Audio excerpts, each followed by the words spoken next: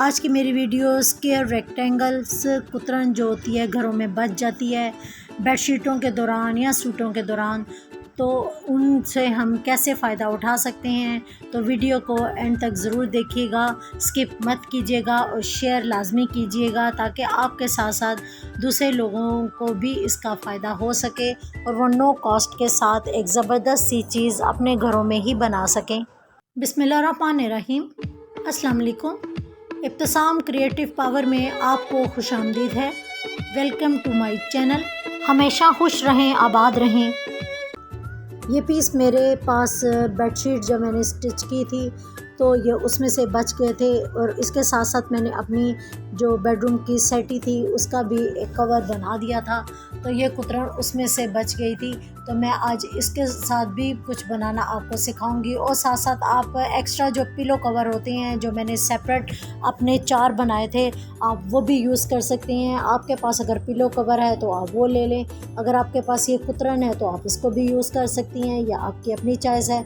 मैंने भी एक रेक्टेंगल शेप का पीस ले लिया है और पीस लेने के बाद इसकी सिलाई लगाकर इसको जोड़ लगा दिया है ताकि इसकी शेप रेक्टेंगल में आ जाए। और जो एक्स्ट्रा पीस था वो मैंने सीज़र की मदद से कट कर लिया है। और जो छोटी कुतरन बची थी उसको मैंने दोबारा से कट करके और 2 पीस में कर लिया है और इसको भी मैंने जोड़ लगा दिया है।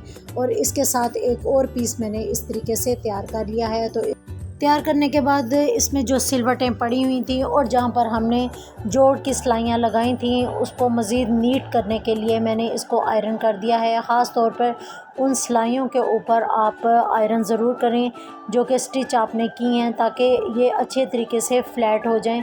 और जो साइडों की जो मैंने जोड़ उधेड़े थे उनकी सिलाइयाँ भी मैंने अच्छी तरह से अपनी आयरन से बिठा ली हैं, तो इसमें मज़ीद और नीटनेस आ जाएगी। आप चाहें तो इसके लिए कॉटन का कपड़ा या सिल्क का भी ले सकती हैं, लेकिन मैंने इस वक्त कॉटन साटन का कपड़ा लिया है जो कि अच्छा फ़ाइन और ख़ूबसूरत होता है और ज़रा इसमें लचक और ठहराव भी होता है। एक लॉन्ग स्केल ले लें और स्केल की मदद से पहले वर्टिकल्स लाइन लगाएं, फिर हॉरिजॉन्टल लाइंस लगाएं। जो बॉक्सेस आपने बनाने हैं वो आप अपने कपड़े की रिक्वायरमेंट के हिसाब से और अपनी डिज़ाइन की रिक्वायरमेंट के हिसाब से कम या ज़्यादा कर सकते हैं। तो मैंने जो बॉक्सेस बनाए हैं वो मैंने अपने कपड़े के हिसाब से बनाए हैं, क्योंकि मुझे जिस चीज़ का माप लेना था उस हिसाब से मैंने अपने कपड़े की पैमाइश ले ली थी। और पैमाइश लेने के बाद इसमें पहले मैंने हॉरिजॉन्टल लाइंस लगाई और फिर वर्टिकल्स लाइन लगाई। तो इस तरीके से तमाम मेरे बॉक्सेस ड्रा हो चुके हैं। और ड्रा होने के बाद हम इनको क्या करने वाले हैं, लाइंस मैंने इतनी डार्क नहीं लगाई बल्कि थोड़ी लाइट लगाई हैं ताकि वो कपड़े पर इतनी नुमायाँ भी नज़र ना आए। मैं उम्मीद करती हूँ कि ये लाइंस आपको ज़रा थोड़ी वाज़िया नज़र आ रही होंगी।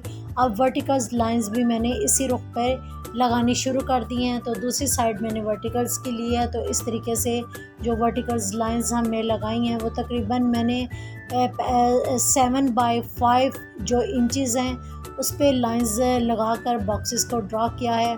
अब मैंने 3 से 4 सेंटीमीटर का फासला छोड़कर तो इसके जो प्लेट्स लगाए हैं तो वो इस तरीके से आप देख ही सकते हैं। अब स्टेप बाय स्टेप जितनी भी लाइंस आपने लगाई हैं, पहले जो हॉरिजॉन्टल लाइंस हैं पहले उनको आप कवर करें। तो उस पे आप 3 से 4 सेंटीमीटर छोड़कर आप प्लेट के रुख में इस तरह सिलाई करना शुरू कर दें। तो तमाम लाइंस को मैंने इसी तरीके से 3 से 4 सेंटीमीटर पे कवर कर लिया है। स्टिचिंग की ये ट्रिक बताने में थोड़ी मुश्किल लग रही है, लेकिन देखने में और बनाने में इंतहाई आसान है। आप बिल्कुल वैसे ही कीजिएगा जिस तरह आपको वीडियो में नज़र आ रहा है, सेम उसी तरीके से आप इस पर कपड़े पर इसी तरीके से वर्किंग करते जाएं। मैं एक के रुख पर तमाम प्लेट डालती जा रही हूँ और अपनी तमाम लाइनों को इसी तरीके से ही कवर कर रही हूँ। अभी मैंने दूसरे रुख को टच नहीं किया बल्कि मैं एक रुख को ही लेकर अभी चल रही हूँ। उम्मीद करती हूँ कि मेरी ये वीडियो आपके लिए काफ़ी हेल्पफुल होगी और आपको एक यूनिक और नए अंदाज से काम करने का मज़ा भी देगी। जब भी आप अपने ही धुन में कोई काम करते हैं और अपनी सोच से करते हैं तो वो चीज़ एक यूनिक चीज़ और ब्रांड की चीज़ से ज़्यादा कीमती बन जाती है। तो ये भी कुछ इसी तरीके से था। मुझे नहीं अंदाज़ा था कि ये बनने के बाद कितना खूबसूरत लगेगा और कितना अच्छा बनेगा, लेकिन जब ये बना तो वाकई बहुत खूबसूरत लग रहा था।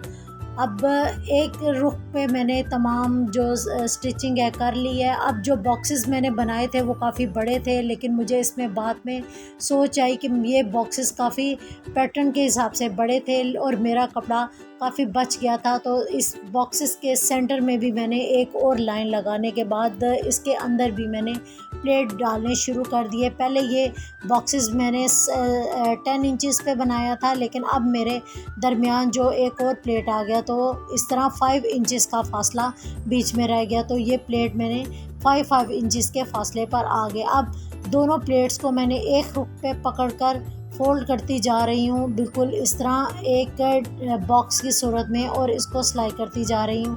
फिर उसके बाद जब हम दूसरी सिलाई लगाएंगे तो हम इसका रुख भी चेंज कर देंगे इस तरीके से। देखें, अब मैं ये सिलाई एक मेरी कंप्लीट हो चुकी है, जबकि मैंने दूसरी सिलाई जब लगानी है तो उसको हम क्या करेंगे कि पहले प्लेट को हम अगर दाएं रुख पर मोड़ा था तो दूसरी सिलाई लगाते हुए उस प्लेट को हम बाएं रुख पे मोड़ देंगे, और इस तरीके से सिलाई को लगाते हुए हम कवर करते जाएंगे। और वर्टिकल्स जितनी भी हमने लाइंस लगाई हैं उनको हमने जो प्लेट डाले थे उसी को इसी तरीके से ही कवर करते जाएंगे। अब मैंने देखें प्लेट अगर इस रुख पर मोड़ा है तो ऊपर वाला प्लेट मेरे दूसरी रुख पर मुड़ा हुआ है। तो देखिए इसी तरह तमाम लाइंस को हम कवर करते जाएंगे और अपनी स्टिचिंग करते जाएंगे। आप ध्यान रहे कि ऊपर वाले पैटर्न को भी मद्देनज़र रखते हुए आप इसकी स्टिचिंग करते जाएं तो आपको गलती नहीं लगेगी। आप तमाम बहन भाइयों का जो मैंने इससे पहले वीडियोस अपलोड की हैं आपने बहुत पसंद की और अच्छे अच्छे कमेंट्स किए, आप तमाम का बहुत शुक्रिया उसको पसंद करने का। तो ये भी वीडियो मुझे उम्मीद है कि आपको काफ़ी पसंद आएगी, तो प्लीज़ लाइक शेयर और सब्सक्राइब ज़रूर कीजिएगा और बेल आइकॉन को ज़रूर प्रेस कीजिएगा ताकि नेक्स्ट टाइम जो आपको वीडियो है वो जल्दी मिल सके। तो देखें इस तरीके से तमाम प्लेट कवर हो चुके हैं और हमारा पैटर्न इस तरीके से आ चुका है। अब जो दो मैंने पीस तैयार किए थे, एक पीस को मैंने ऊपर प्लेट रख कर एक बिल्कुल परफेक्ट गोलाई में काट लिया है। गोलाई को मैंने 2 इंचज़ ज़्यादा काटा है। इस तरीके से एक गोलाई को मैंने काटा है, जबकि दूसरी जो पीस है वो मैंने सीधे ही रुख पर रहने दिया है। अब गोलाई वाले हिस्से को हम एक साइड पर किस तरीके से लगाएंगे, तो जो सीधे वाला हिस्सा है गोल हिस्से को भी इसके ऊपर रखते हुए हम उल्टा रखेंगे और बिल्कुल गोलाई के रुख पर ही अपनी मशीन को मोड़ते हुए सिलाई करते जाएंगे। इस तरह हमारी गोलाई सिलाई मुकम्मल हो जाएगी और फिर जो सीधी लंबाई के रुख में सिलाई है वो भी हम कवर करते हुए पूरे हम अपने गुलाब को सी लेंगे। और अब ये छोड़ा रेब वाला जो हिस्सा बचा है उसको भी मैं सीज़र की मदद से बिल्कुल बराबर कर लूँगी, क्योंकि मुझे ये भी हिस्सा बिल्कुल एक जैसा चाहिए। अब जो सीधे वाला एक पीस हमने काटा था तो उसको मैंने स्टिच करके इसको जोड़ लगा दिया है और मुझे ये लंबाई के रुख में ही चाहिए। तो अब इस हिस्से को भी दूसरी वाली साइड पर मैं लंबाई के रुख में इस तरीके से गोलाई में पूरा मोड़ लूँगी और इसको भी बंद करके सिलाई लगा दूँगी। इस तरह पूरा एक गोल हमारे पास कवर तैयार हो जाएगा। अब इसको मज़ीद नीटनेस के लिए आप इसकी सिलाइयों को बैठा लें और इसको अच्छी तरीके से सफाई से मैंने आयरन कर दिया है।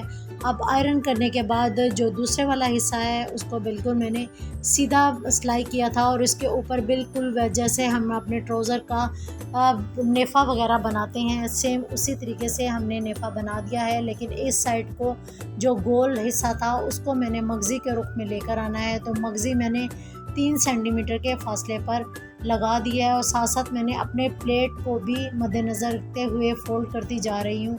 इस तरीके से जो देखें गोलाई के रुख में मगज़ी आ रही है हमारी, और ये एम्बोस मगज़ी आएगी जब हम इसमें अपना गोल कुशन डालेंगे।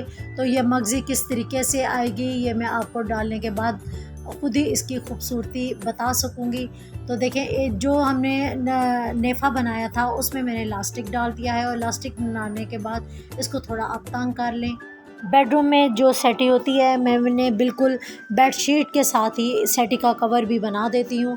तो इसका ये फ़ायदा होता है कि इसकी जो नीचे की पोशिश होती है वो लाइफ़ टाइम हो जाती है और हम कवर को जब चाहें वॉश भी कर सकते हैं। लेकिन इसका जो ऊपर का जो तकिया था वो मुझे अच्छा नहीं लग रहा था, तो मैंने इसकी सेटिंग के कवर के मुताबिक ही इसका जो गोल कुशन था उसको डिज़ाइन किया है।